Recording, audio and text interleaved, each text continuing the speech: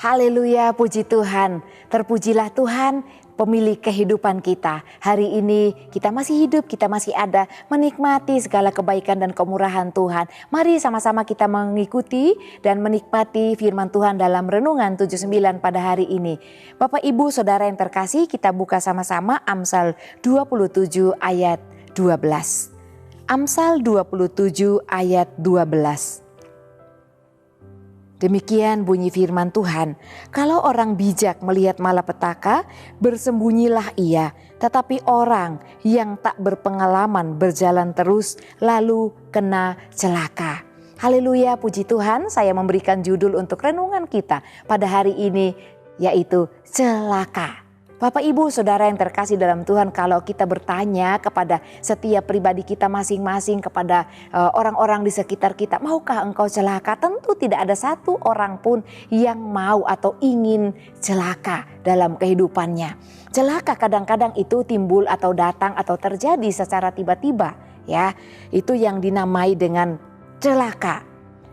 Celaka dalam kamus besar bahasa Indonesia, arti dari kata celaka artinya selalu mendapat kesulitan, selalu mendapat kemalangan, selalu mendapat kesusahan, selalu mendapat sial dalam hidupnya.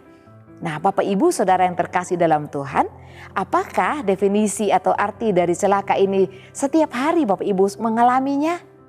Tentu tidak, ya. Anugerah, sukacita, damai sejahtera, kebaikan, kemurahan yang kita terima sampai hari ini patut kita bersyukur kepada Tuhan. Kalau kita luput daripada hal-hal yang didefinisikan tentang celaka, selalu mendapat kesulitan, selalu mendapat kemalangan dan lain-lain sebagainya. Bapak, Ibu, Saudara yang terkasih, orang yang berpengalaman atau orang bijak dikatakan akan luput dari celaka. Nah, Bapak, Ibu, kenapa orang bijak atau orang berpengalaman luput dari celaka? Karena kehidupan mereka dipimpin oleh Tuhan sendiri. Orang bijak adalah orang yang mau dipimpin oleh kebenaran firman Tuhan. Orang bijak adalah orang yang mau hidup dalam kebenaran dan menghindari hal-hal yang berbau dosa atau hal-hal yang tidak berkenan di hadapan Tuhan.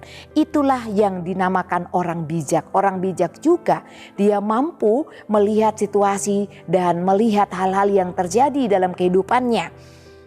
Nah, dikatakan bahwa orang bijak atau orang berpengalaman itu luput dari celaka. Dia tidak selalu mendapat kesulitan dalam hidupnya karena Tuhanlah perlindungan dalam kehidupannya. Dalam setiap jalan-jalan kehidupannya, Tuhanlah perlindungannya. Orang yang berpengalaman atau orang bijak juga tidak selalu mendapatkan celaka, tidak selalu mendapatkan kemalangan, kesusahan dalam hidupnya. Karena orang tersebut pandai melihat keadaan, karena orang tersebut pandai melihat situasi, pandai dan bijak menempatkan diri dalam setiap keadaan di mana dia berada, dia hidup, dia tinggal dalam komunitasnya, dalam lingkungan sekitarnya, dimanapun dia berada, dia pandai melihat situasi, menempatkan diri dalam hal apapun. Oleh karena itu firman Tuhan katakan dia luput dari celaka. Dan juga ada kata bersembunyi. Kita baca ulang ayat firman Tuhan ini pada ayat 12. Dikatakan kalau orang bijak melihat malapetaka, bersembunyilah ia. Bapak, Ibu, Saudara yang terkasih dalam Tuhan, kata bersembunyi, maksud dari firman Tuhan ini bersembunyi artinya orang bijak. Atau orang yang berpengalaman dalam hidupnya, berpengalaman dengan Tuhan, berpengalaman dengan pimpinan Tuhan, melewati masa-masa sulit, melewati masalah, persoalan, beban-beban dalam kehidupannya dapat dilewati dengan baik. Karena Tuhan yang memimpin kehidupannya, karena Tuhan yang menyertai dan melindungi kehidupannya. Orang bijak tidak menghindar dari masalah. Orang bijak tidak lari dari persoalan hidup. Orang bijak tidak takut dengan mara bahaya. Orang bijak selalu menaruh harapan dan imannya kepada Tuhan.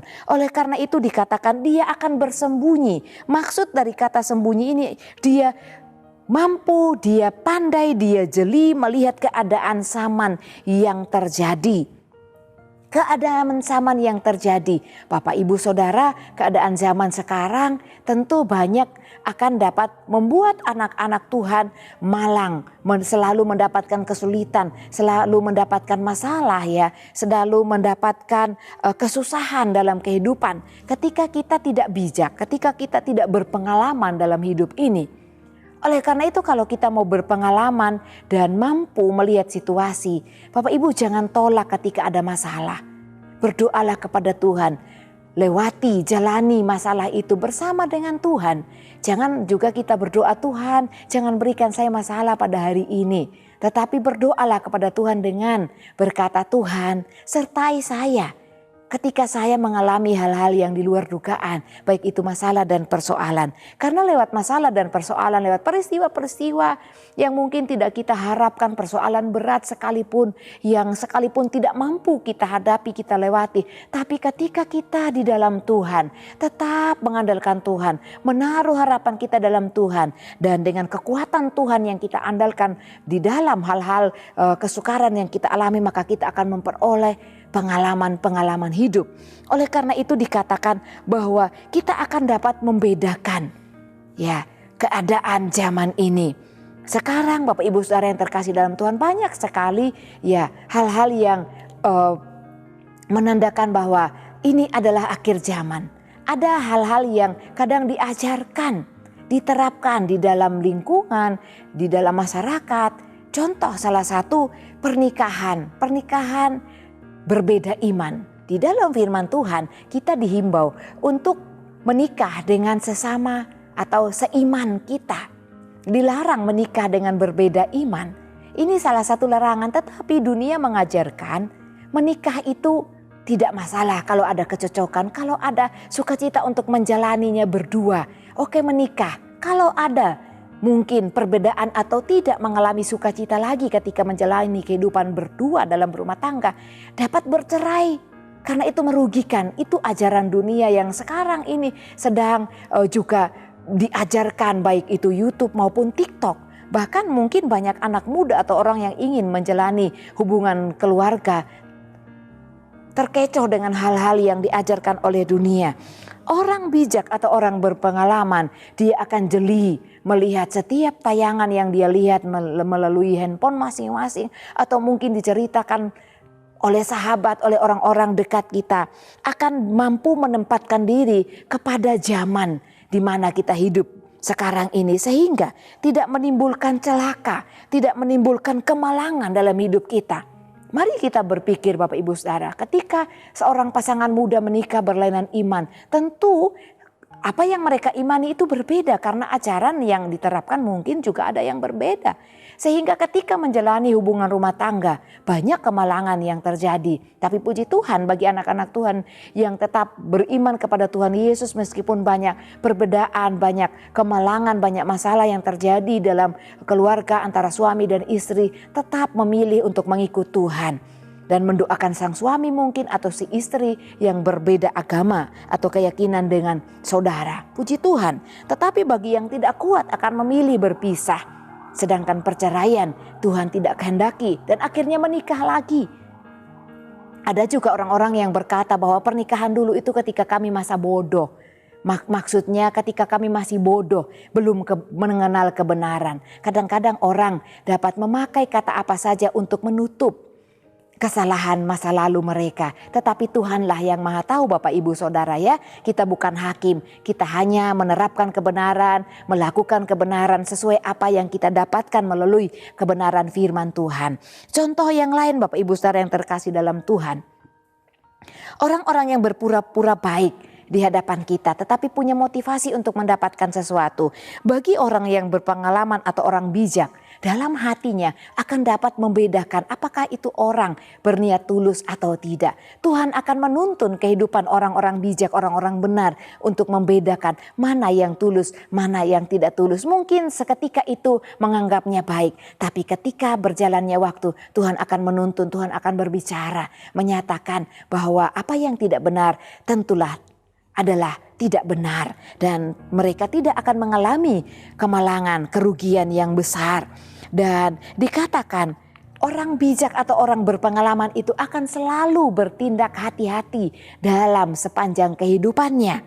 Oleh karena itu Bapak Ibu sangat berbeda dengan orang yang bodoh. Orang yang bodoh dalam setiap perilaku tindakan-tindakannya sangat asal-alasan, yang penting melakukan, yang penting kerja, yang penting menghasilkan.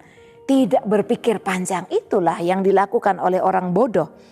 Tidak teliti, mudah terpengaruh dan lain sebagainya, yang mengakibatkan ia mudah mengalami kemalangan dan mudah mengalami celaka, mudah mengalami kerugian dalam kehidupannya, dan juga selalu mendapatkan kesulitan. Banyak hal yang dialami karena kebodohan dan dia tidak teliti. Oleh karena itu Bapak Ibu, firman Tuhan dikatakan bagi orang bodoh akan berjalan terus dan mendapat celaka. Jalan terus artinya tidak ada kebenaran dalam dirinya, dalam hidupnya yang memimpin, yang menuntunnya. Sehingga dia akan mendapat celaka. Beda dengan orang berpengalaman atau orang bijak. Kebenaran itu akan memimpinnya, akan menuntun kita. Dan dalam hati kita, dalam pikiran kita akan tahu bahwa itu jalan yang tidak harus kita tempuh sehingga kita terhindar dari celaka maupun maut. Oleh karena itu Bapak Ibu Saudara yang terkasih dalam Tuhan, mari terus menjadi jemaat Tuhan, menjadi anak-anak Tuhan yang terus menjadi bijak di dalam Tuhan dan milikilah pengalaman hidup bersama dengan Tuhan, karena itu akan mendewasakan kita dan meluputkan kita dari celaka. Puji Tuhan, Tuhan Yesus memberkati. Dan berterima kasih kepada Bapak Ibu Saudara yang terus setia mengikuti Renungan 79. Kiranya dapat menjadi berkat kita bersama.